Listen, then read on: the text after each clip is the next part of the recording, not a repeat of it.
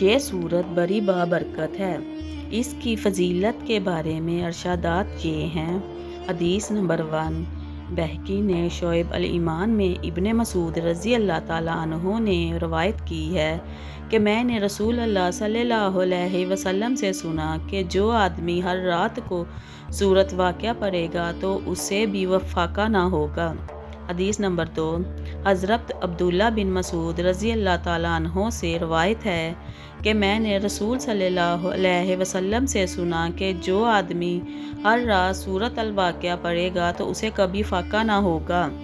ابن مسعود اپنی بچیوں کو ہر رات اس سورت کے پڑھنے کا حکم دیتے۔ حدیث نمبر 3، حضرت ابن مسعود رضی اللہ تعالیٰ عنہ مرض الموت میں مبتلا تھے۔ حضرت عثمان ان کی عیادت کے لیے تشریف لے گئے تو ان سے فرمانے لگے کہ اگر میں تمہیں خزانہ عطا کر دوں تو کیسا ہے؟ انہوں نے فرمایا مجھے اس کی ضرورت نہیں۔ حضرت عثمان نے فرمایا بعد میں تمہاری بچیوں کے کام آئے گا۔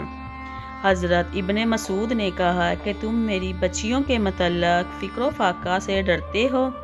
میں نے ان کو حکم دیا ہے کہ وہ علی ہر رات سورۃ واقعہ پڑھا کریں، کیونکہ میں نے رسول اللہ صلی اللہ علیہ وسلم کو فرماتے سنا ہے کہ جو آدمی ہر رات سورۃ الواقعہ پڑھے گا تو وہ کبھی فاقہ میں مبتلا نہ ہوگا۔